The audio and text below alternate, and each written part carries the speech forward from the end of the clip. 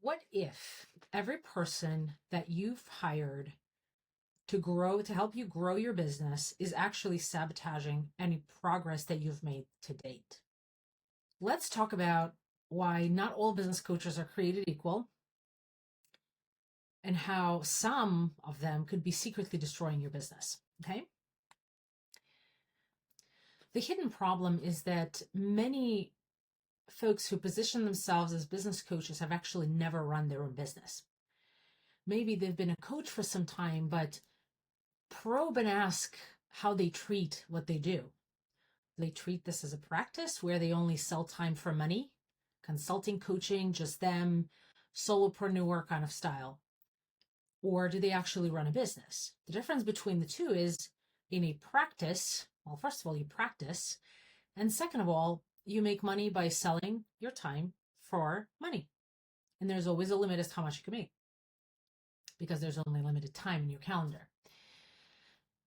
And then there are those who are in business. And in business, we make money off of not just our time, usually a lot less of our own time, and more of the other resources, equipment, other people's time, software, automations, and all of these other things, resources that we have, we make money off of those.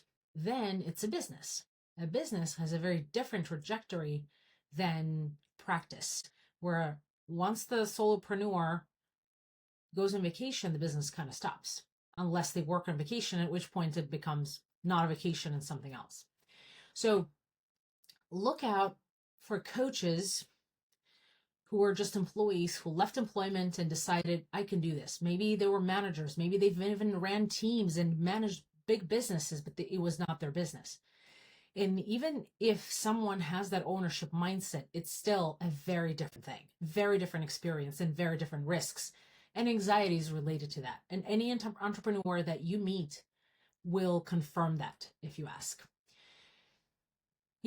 Typically you can spot these coaches by being very good salespeople, because usually in order to sell high ticket business coaching, they become really good salespeople. They also usually know the corporate jargon and they recycle it using big words and important stuff to make you believe that they're confident in what they do. They also often offer you generic advice, talking about goals and SMART goals and how important it is to go all in and all of that rah-rah that really has no connection to real life and real business. And often they're the ones who miss the actual signs of you heading for a storm. Coaches without the real world entrepreneurial experience are a problem. They're the real threat to businesses because they're usually selling and promising results, but often can't really deliver them. And that's the reality. That's just how it is. And it's risky to trust someone, at least for me, it's risky to trust someone who's never built something from scratch and only worked for others, even despite the extensive experience with team building and all of these different things. It's not the same thing as running a business as CEO. It's not. That's just the reality of it. I said what I said. Real business ownership is always messy, uncertain, full of turbulence, full of unpredicted issues that can be predicted and can be anticipated, often full of challenges that only true entrepreneurs can understand. I work with this guy who was handed a business by his father, and eventually that business had to shut down. It was a $20 million business. And you know what he said? Nobody asked me if I need help making decisions. Everybody looked at me to drive that ship. But I had no experience of doing that. And I couldn't admit that I couldn't do it. And I just was thinking, I was in agony day after day, week after week, month after month, year after year, trying to figure out how to make this work. And there were people who were coming in and selling him stuff, business coaches, advisors, and all of this stuff, but that those experiences did not bear any fruit. And so just keep that in mind.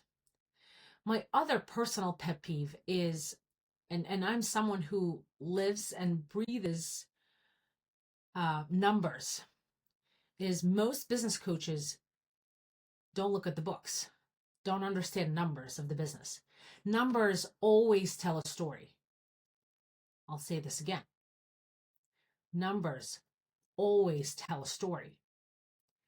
Now, the problem is that not only typically business coaches don't look at the numbers, don't look at the books, which is a self-sabotage, because when they don't look at the books, they can't really show you that they've delivered results, because they don't know where to show you that their, let's say, revenue increased or profit increased or expenses decreased or whatever the mix of a mix of that could be, right? They can't spot if the books are done right.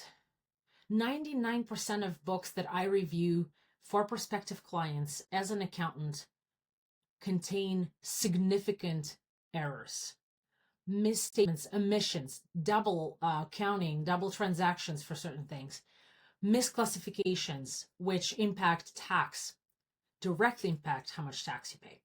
So it's pretty serious stuff. And when you talk to a coach, ask them, do you understand numbers? Tell me how I will know by looking at your numbers. Look at my numbers and tell me if there's anything wrong with it. Well, first of all, you'll also need to learn how to read your numbers yourself, but that's for another video. And poor coaching really makes you believe that you can, imagine you're a ship, you're a boat, maybe you're a sailboat.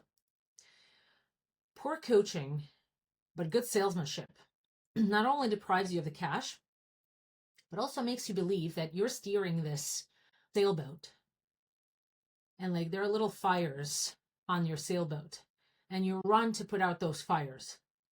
But what you just did is you let go of the steering, and there's nobody driving that ship. That's what bad coaching leads to. And the problem is that those little fires can lead to you taking on water.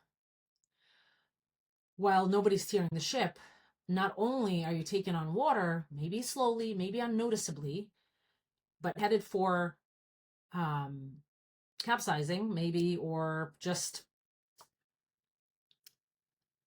for an iceberg. And it's always, for me, it's always heartbreaking to see how we as entrepreneurs fall for the shiny objects, fall for good salesmanship. So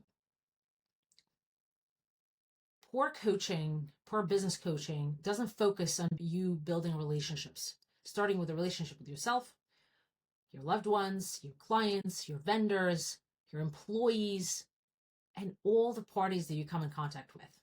Super critical. Also, poor coaching doesn't teach you how to make decisions better in business. How you make decisions is how you grow, is exactly how you grow. There's a direct correlation to it. And also, instead of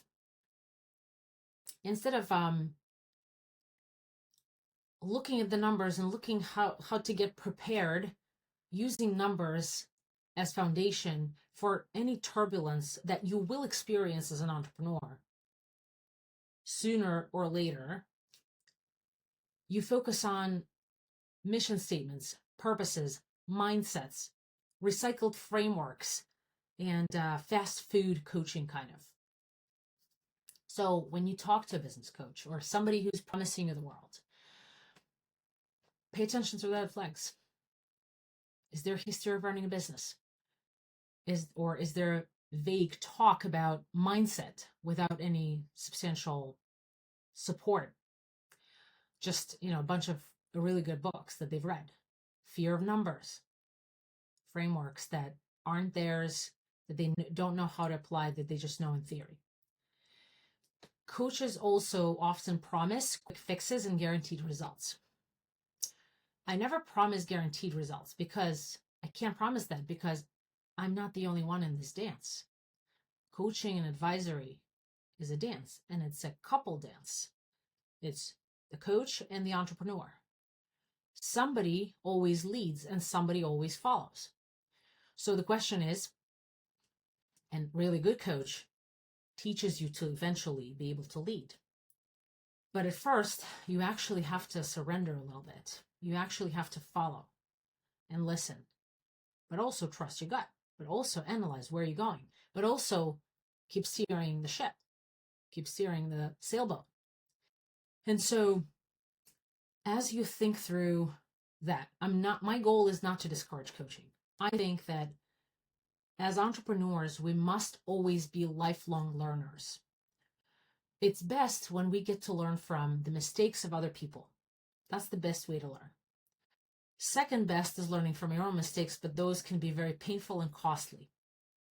But there's also a way to learn where you apply what you learn, if it applies to you, and find that balance.